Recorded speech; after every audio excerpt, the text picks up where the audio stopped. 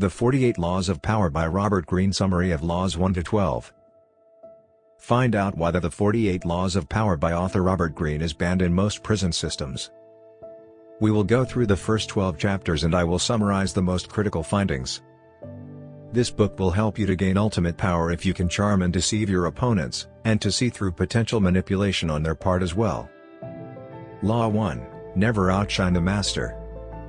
Always make your superiors feel they are in power. Perhaps the worst mistake of all is to outshine the master when it comes to power. If you go too far in displaying your talents to please or impress them, you may instill fear and insecurity. Make your masters appear more brilliant than they are, and you will rise to greatness. When you show off your skills, you incite jealousy and envy in others around you, and you should be paying extra attention to how you deal with superiors because they have more power to harm you. Don't try to impress a superior by bragging about your abilities to avoid offending your superior. Law 2, Never put too much trust in friends. Learn how to use enemies. Friends are more likely to betray you.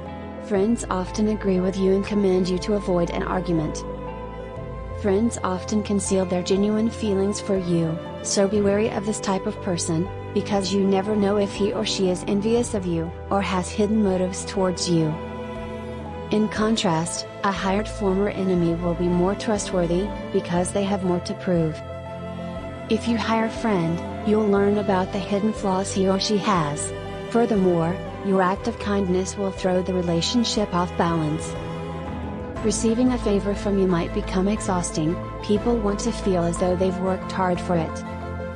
The key to power is knowing who is best able to further your interests in all situations. Keep friends for the sake of friendship, but work with those who are skilled and competent. Law 3, Conceal your intentions. By never exposing the motivation behind your acts, you may keep others guessing. They can't prepare a defense if they don't know what you are up to.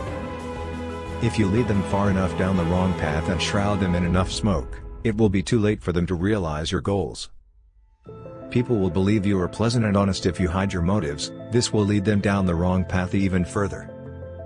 This is because people can only concentrate on one subject at a time. They can't believe that the bland and harmless individual they are interacting with is also planning anything else. Law 4, Always say less than necessary. People in positions of power understand how to impress others by talking less. The more you speak, the more likely you will say something stupid. Silence makes individuals uncomfortable because they constantly attempt to figure out what others appear to be thinking. It also encourages others to talk more. You can wield immense power by controlling what you expose.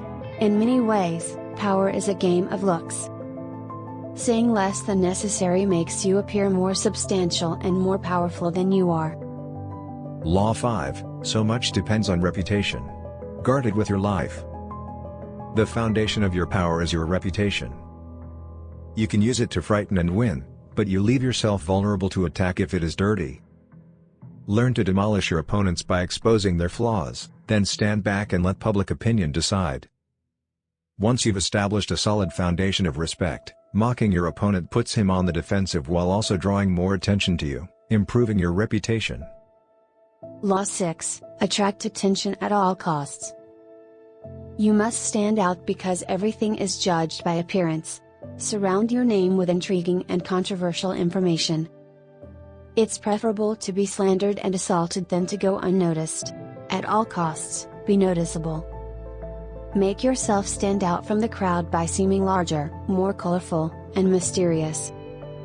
A sense of mystery heightens your presence and builds anticipation. Everyone will be watching your every move. Law 7, Get others to do the work for you, but always take the credit. Make use of the insight, knowledge, and hard work of others to advance your cause. Such support would save you time and energy, but it will also give you a divine image of efficiency and speed. You won't get very far if you attempt to do all of the work alone. Your helpers will be forgotten, but you will be remembered. Never try to do for yourself what others can. To do so, look for people who have the skills you need and figure out how to either steal their work or hire them and put your name on their work. To accomplish this effectively, though, your position must be secure, or people may accuse you of lying. Law 8, make other people come to you. Use bait if necessary. Making your opponent come to you is always desirable since it forces them to abandon their plans and strategies. Attract them in, then attack. Keeping the initiative and moving others to respond, or being on the defensive, is the core of power. The more greedy someone is, the easier it is for them to fall for your trap. Enemies will frequently target you at any time. Control your rage, while taking advantage of others' emotional reactions when you apply pressure on them.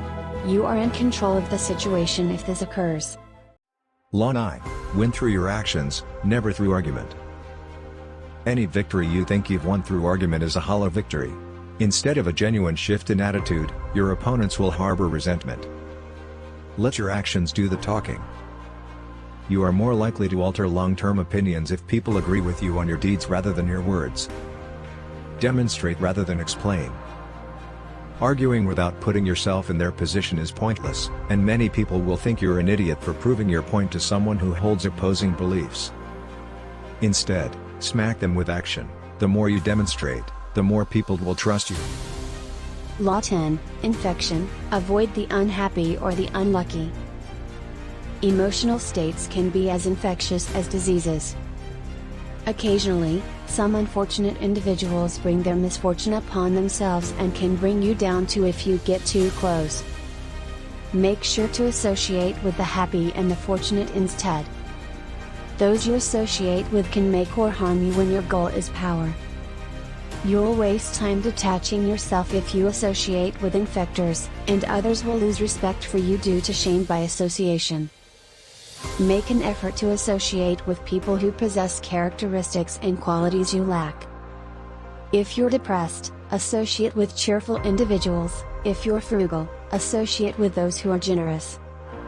Law 11, learn to keep people dependent on you. You must always be needed and want to keep your freedom. You have more freedom the more you are relied on. You have nothing to worry about if you make others depend on you for their pleasure and prosperity. If they are already powerful, no one will rely on you. Never teach them enough so that they can function independently of you. This makes it easy for you to serve as their source of information, intelligence, and strength. Law 12, use selective honesty and generosity to disarm your victim. Hundreds of dishonest moves will be covered by one sincere and honest move. Even the most distrustful people are taken away by open-hearted acts of honesty and generosity. Giving before taking is a skillful approach to attaining what you desire. Selective honesty can also be used to disarm your adversaries. It takes a lot to dispel someone's perception that you are honest from the start, which gives you time to put your plans in place. With a series of tiny acts, you can establish a reputation for honesty. That's it for today. Follow if you want to find out more about the book, and let me know in the comments whether you think the book should be banned or not. Subscribe, like, follow for more.